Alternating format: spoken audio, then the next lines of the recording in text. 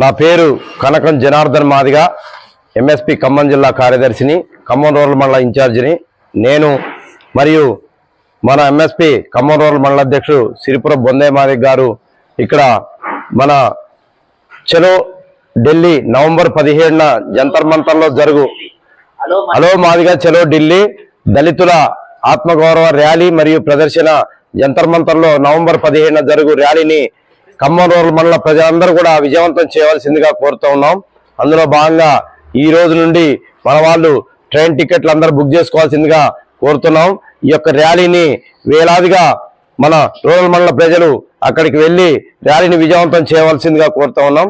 ఈ యొక్క ర్యాలీ మనకి దళితుల యొక్క ఆత్మగౌరవం మరియు మన యొక్క గౌరవాన్ని కాపాడే విధంగా మనం అన్నగారు పద్మశ్రీ మందకృష్ణ మాదిగ గారు పిలిపించారు కాబట్టి ఈ యొక్క ర్యాలీని మనం విజయవంతం చేయవలసిందిగా మన మండల ప్రజలందరి మీద కూడా మన యొక్క బాధ్యత.